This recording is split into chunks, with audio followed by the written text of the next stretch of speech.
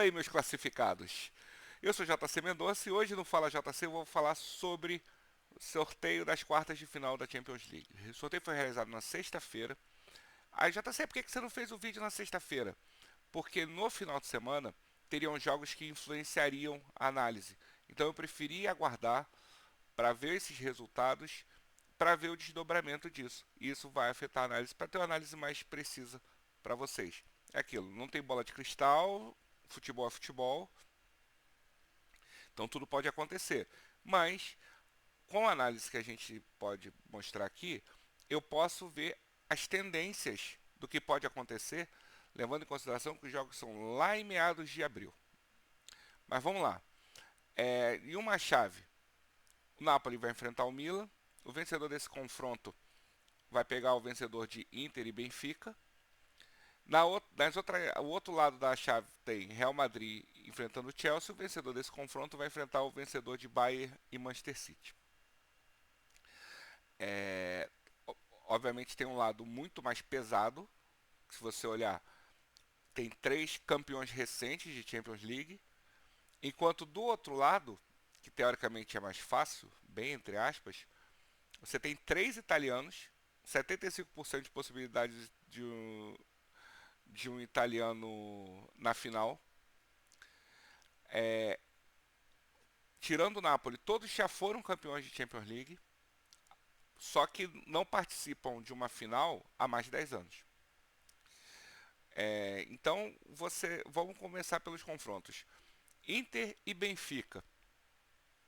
É um jogo em que o Benfica é favorito, porque nós estamos falando do segundo ataque mais poderoso da Europa nessa temporada. Levantamento que eu peguei no SofaScore, o Benfica tem 112 gols, só fica atrás do Bayern de Munique, que tem 116. Já a Inter, em jogos de mata-mata, a gente viu isso no Porto, contra o Porto, a gente viu isso nos confrontos que tiveram na Copa Itália. A Inter não tem o menor, não faz a menor cerimônia em segurar o jogo, em enervar o jogo. Ele vai colocar o ônibus lá na frente do gol para tipo, não ter possibilidade do adversário marcar. E aí você começa a ter a pressão. Vai ser muito interessante esse confronto, porque a Inter, por exemplo, passou do Porto ganhando de 1-0 com o gol do Lukaku nos acréscimos e segurando no estádio do Dragão. Ela não vai ter o menor pudor de fazer diferente, de fazer a mesma coisa contra o Benfica. Principalmente o Benfica, que é um time muito mais organizado do que o Porto, muito mais ofensivo do que o Porto. O, o, o, o Roger Schmidt, ele montou um time que, até como eu falei na apresentação passada, no programa passado, ele perdeu o Enzo Fernandes na janela de transferência, mas conseguiu manter o time jogando muito bem, e fez deixa eu só pegar aqui uma informação aqui. E o time continua jogando muito bem. Então não tem É que eu tô querendo ver qual foi o jogador que entrou no lugar do Enzo Fernandes, que jogou muito que tem jogado muito no time do. É eita, não vou conseguir falar esse nome. Fredrik Arsnes, que é um norueguês de 27 anos, está jogando muito. Ele entrou no lugar do Enzo Fernandes no time. Então o Benfica passou o carro no Clube Bruges nas oitavas, vai enfrentar um time que vai segurar a onda. vai tentar segurar a onda de todas as formas. A Inter é, não tem vergonha de fazer isso. Então eu acho que vai ser um confronto muito interessante do ponto de vista tático. Nós vamos ver o que o Roger Schmidt vai fazer para abrir essa retranca do Inzaghi, do Simone Inzaghi. A gente tem que ver como é que vão ser os, o calendário desses times, porque, por exemplo, a Inter, essa semana agora é semana FIFA, né? Então você não vai ter jogo. O próximo jogo da Inter, antes da Champions League, ela enfrenta a Fiorentina em Milão, joga contra a Juventus na Copa Itália, vai visitar o Salernitana e aí enfrenta o Benfica no dia 11. Já o Benfica, e aí, lembrando que a Inter, ela tá. Deixa eu só verificar aqui para não falar besteira. A Inter está em terceiro na Série A, 2 pontos atrás da Lazio, enquanto o Benfica ele está liderando o Tugão, como diria Arthur Quezada, a Primeira Liga com 10 pontos de diferença em relação ao Porto, e vai ter no dia 2 enfrenta o Rio, vai visitar o Rio Ave. Aí tem um Benfica e Porto dia 8. E aí tem um Benfica e Inter. Então, não me surpreende se o Roger Schmidt pegar esse clássico e meio que poupar jogador para enfrentar a Inter, tá? Ah, é um clássico e tudo mais, mas por exemplo, se se ganha do Rio Ave, que está em nono, e o Porto, que vai ter o jogo que vai enfrentar o Portimonense antes do clássico. Cadê? Tá aqui. Que o Portimonense é o. Calma aí. O Portimonense é o 14º da Liga Portuguesa. Se o Porto, por exemplo, não ganha do Portimonense, ele vai estar 13 pontos atrás do Benfica. E o campeonato já vai estar praticamente definido, porque são 34 rodadas. Vão faltar 8 jogos com 13 pontos. Então não me surpreende o Roger Schmidt colocar time reserva ou time misto para enfrentar o Porto. Tudo para conseguir chegar na ponta dos cascos contra a Inter. Então o Benfica é favorito nesse confronto, mas tem que tomar cuidado na Arapuca que a Inter vai tentar jogar nos dois jogos, tá? Tanto no Giuseppe Meazza quanto no Estádio da Luz, pode apostar que a Inter vai jogar com o ônibus na frente do gol. Falando do outro time de Milão, nós vamos ter Napoli e Milan. O Napoli, que já está muito encaminhado o título da Série A depois de mais de 30 anos. Ele está 19 pontos na frente da Lazio e faltam 11 rodadas. Não está muito bem encaminhado. Deixa eu só verificar aqui o tempo, quais são as próximas rodadas. O Napoli enfrenta o Milan pela Série A. Depois vai visitar o Lecce. E aí enfrenta o Milan de novo no San Siro pela Champions League.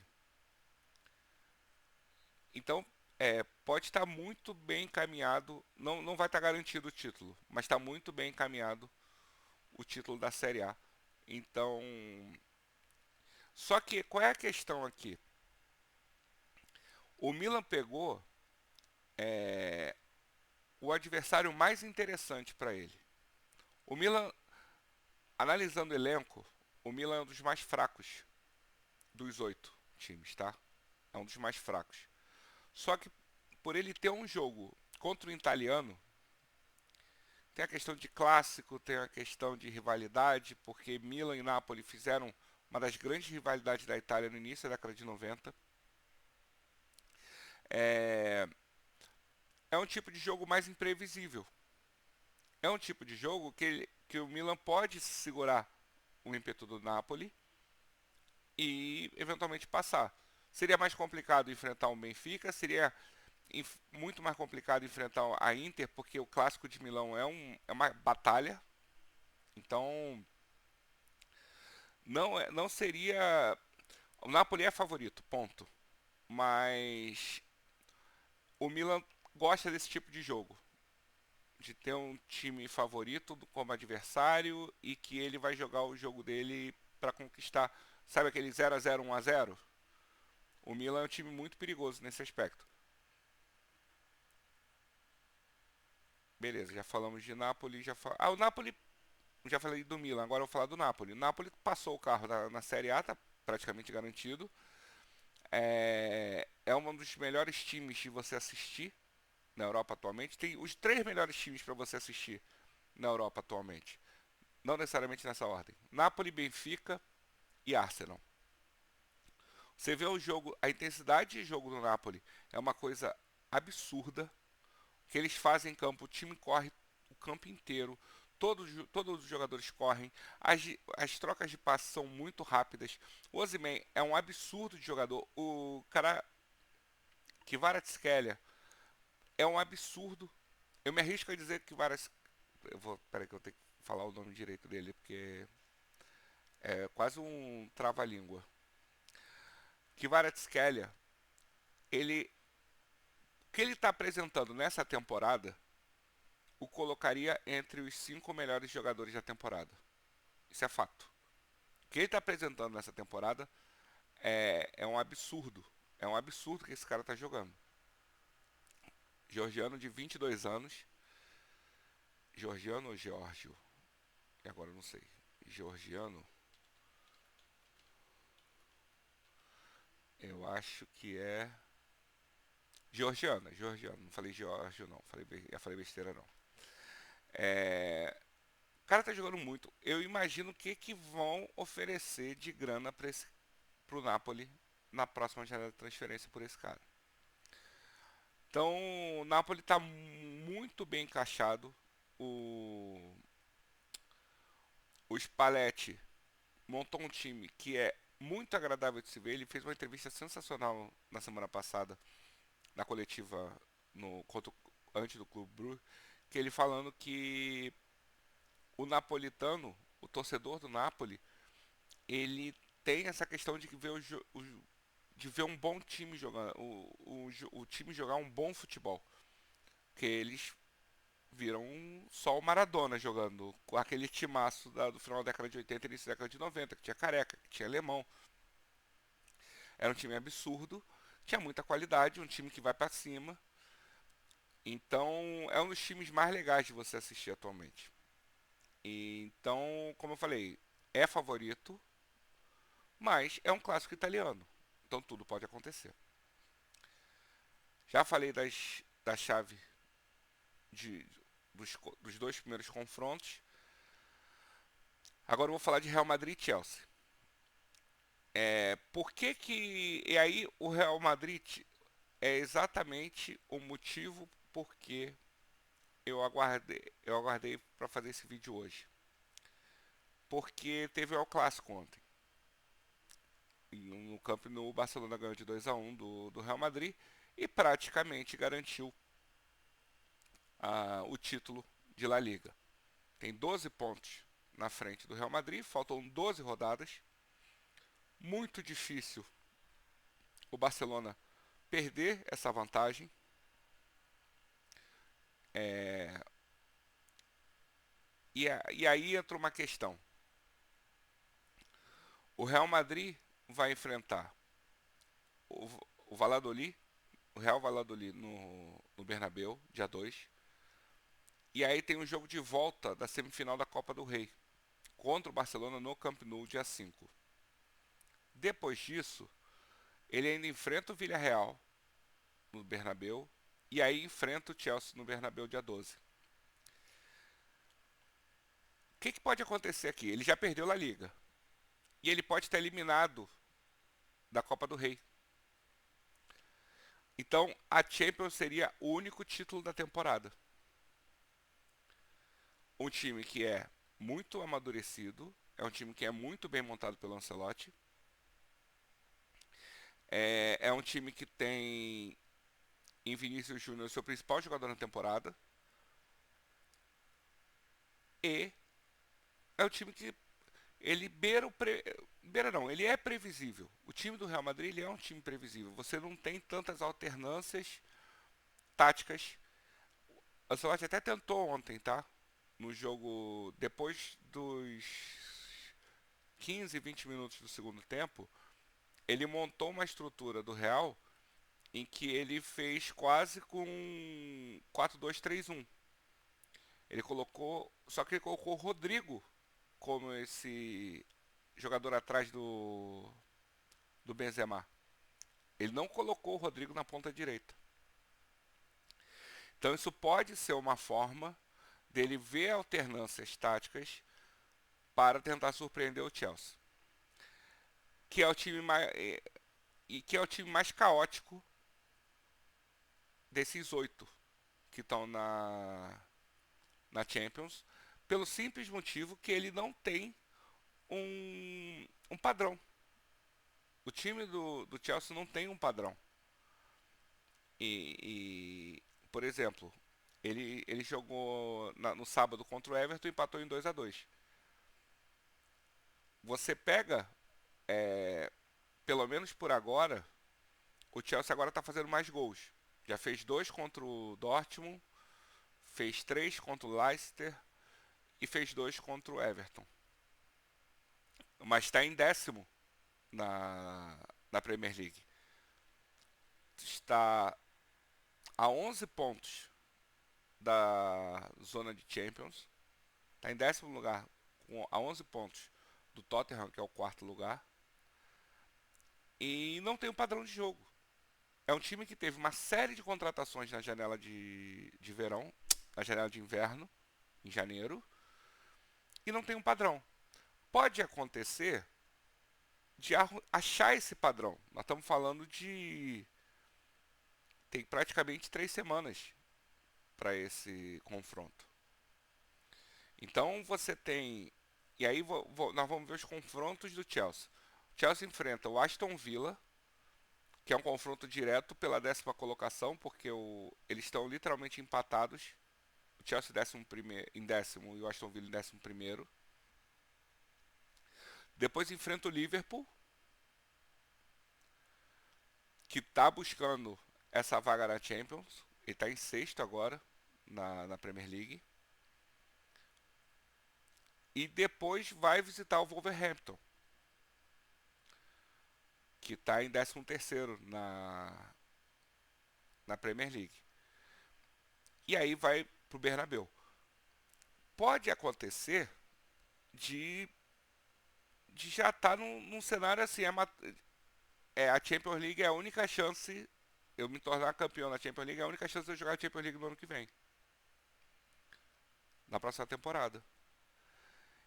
Então pode ser um jogo, e aí uma questão, o Real Madrid, ele tá com, ele vai jogar, todos os jogos agora vão ser no Bernabéu. Ele não vai ter o fator Bernabéu para decidir o jogo da volta, né? O fator Bernabéu. Você não vai ter isso. Então é muito capaz de ou ele tentar resolver no primeiro jogo. E o detalhe, o Chelsea foi o time que mais assustou o Real Madrid na temporada passada, se você perceber. Ele pegou o Real Madrid tinha ganho em Stamford Bridge, e de repente o Chelsea fez 3-0 no Bernabéu. Até ter aquele gol de empate maravilhoso do Rodrigo, que foi aquele passe antológico do Modric. E aí depois o Real se consolidou. Mas foi o time que mais assustou o Real Madrid. E você tem vários jogadores que foram, inclusive, campeões da Champions há 2 temporadas atrás. Então, o Chelsea é um time que pode impedir a sequência do Real Madrid na Champions League. Vamos ver agora o confronto que era o confronto. Para quem gosta de futebol, acho que vai ser o melhor confronto do ano, tá? Manchester City e Bayern de Munique. Nós estamos falando de provavelmente os 2 melhores elencos da atualidade. Os que têm mais capacidade de entregar um futebol de alta qualidade. Não que eles tenham entregue até hoje, como eu falei, os 3 melhores times jogando futebol. Nem o City nem o Bayern estão nesse patamar. Mas aí você tem um. Você tem. Vou mostrar os jogos que o City vai ter antes de enfrentar o Bayern. Vai enfrentar o Liverpool,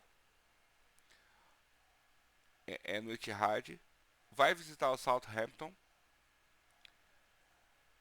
e aí enfrenta o Bayern no Etihad. Qual é o cenário nisso aqui? O, o City o City está nesse momento a 8 pontos do Arsenal. Ele tem um jogo a menos. E ele pode estar nas duas frentes. Ele vai ainda estar nas duas frentes. O Arsenal não vai estar com o título garantido nessa época da Champions. Desse primeiro confronto da Champions. E o City, ele teve alguns resultados absurdos nessa última semana.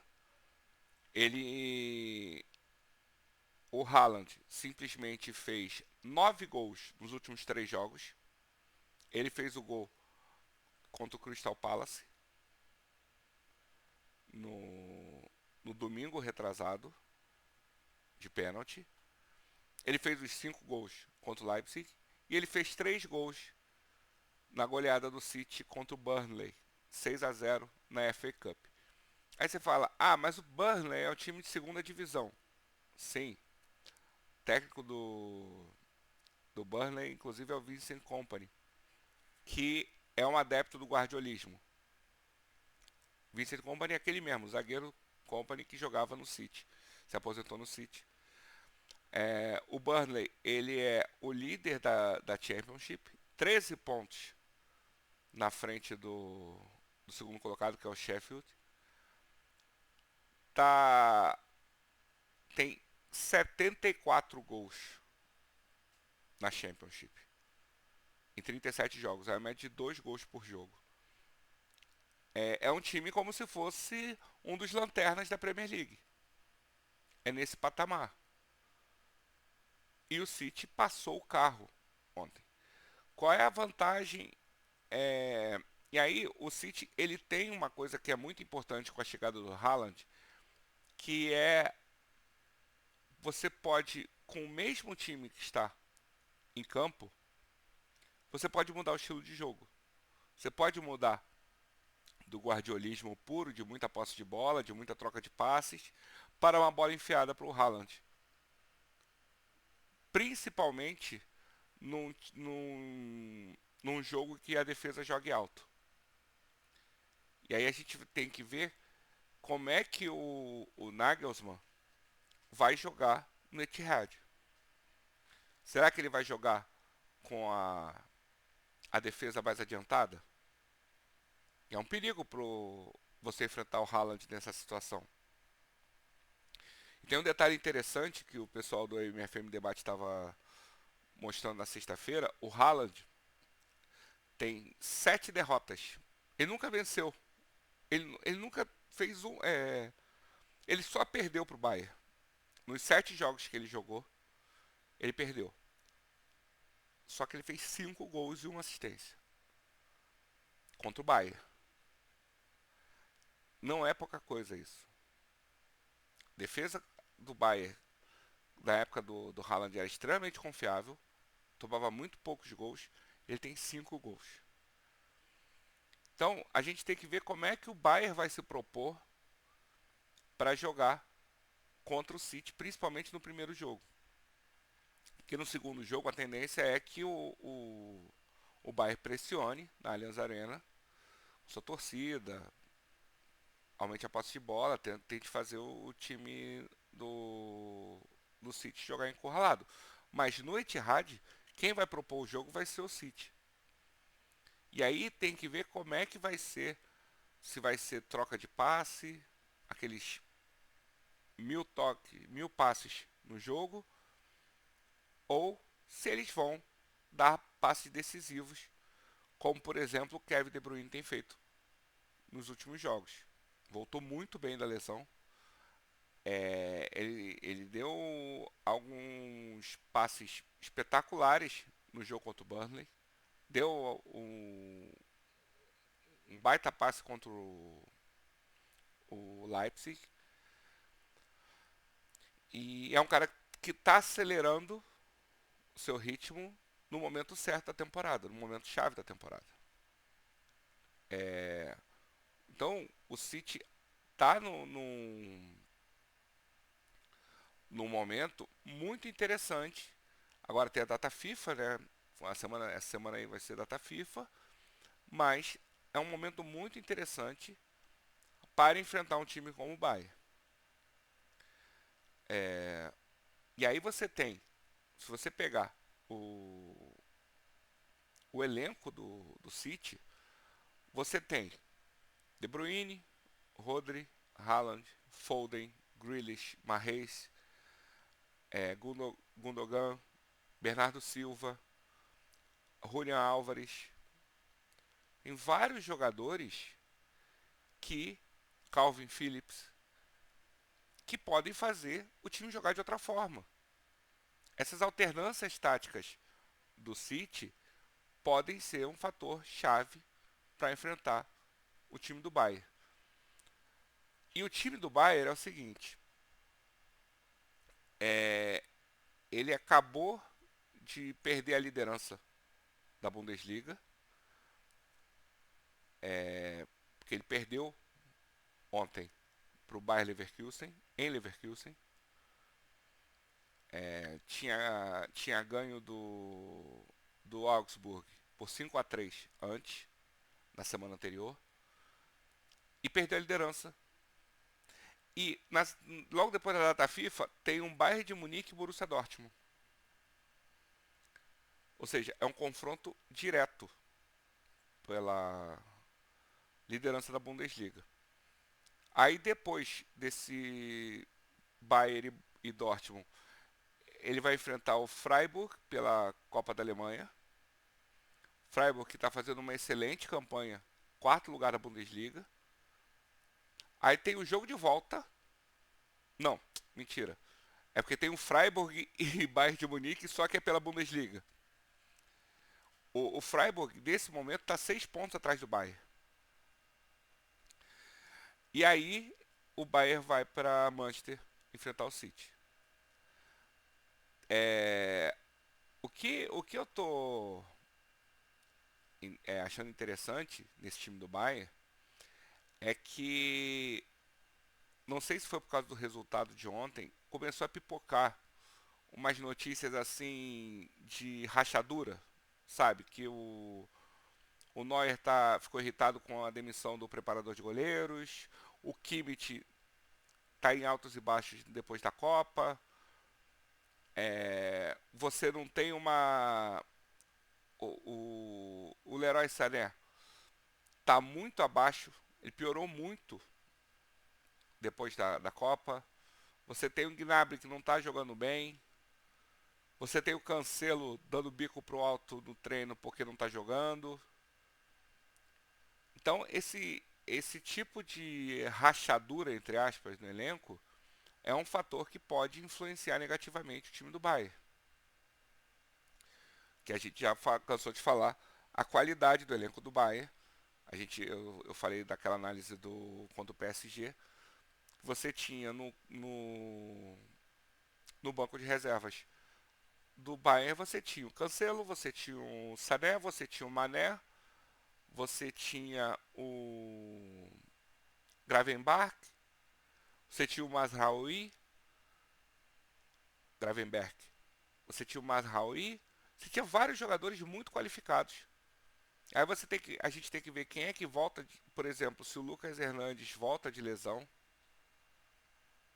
ele é um jogador que é importante na,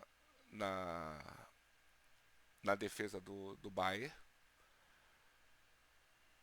Deixa eu só ver aqui a previsão dele de lesão. Calma aí.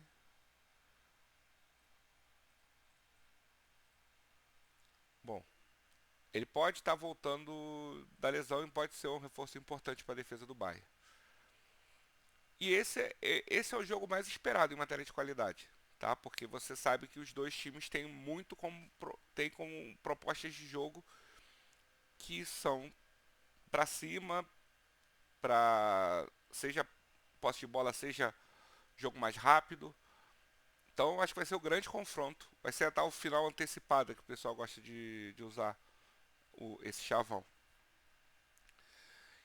E, e aí tem que ver como é que os times vão se desenvolver no decorrer do tempo, antes dos confrontos. Então acho que os confrontos são muito bons. É, tem de tudo que você quiser ver. Se você quiser ver um time se defendendo mais, você vai ver o Napoli e Milan, você vai ver o Benfica e Inter. Se você quer um jogo mais propositivo, você tem o City Bayern. Se você quer um jogo aleatório, você tem Real Madrid e Chelsea. Então, os confrontos das quartas, eles têm um leque de opções para quem gosta do bom futebol. Então vamos ver como é que vai ser o desempenho no decorrer desse tempo. Essa semana, como eu falei, vai ter data FIFA, então não vai ter nada nas próximas 2 semanas, não vai ter nada assim só no outro final de semana. No final de semana, dia primeiro, que as coisas vão. Que os times vão voltar à ação. E aí você tem que ver como é que esses times vão lidar com, por exemplo, como eu falei do Bayern de Munique, essas notícias vazando de irritações, de conflitos, que é uma coisa que você não tinha no Bayern, por exemplo. E aí tem que ver o que vai acontecer com. Sempre aparece uma novidade, né, nesse período de tempo, principalmente nós estamos falando de praticamente 2 semanas sem jogos dos times e 3 semanas para os confrontos, para o início dos confrontos das quartas de final. Eu acho que eu consegui dar um parâmetro aí de como estão os 8 times. E aí, a partir daí, a gente vai gravando outros vídeos para falar de outras situações que estão acontecendo no futebol, tanto futebol europeu quanto futebol nacional. Beleza, gente? Muito obrigado pela audiência, pela paciência e até o próximo vídeo. Valeu, tchau, tchau.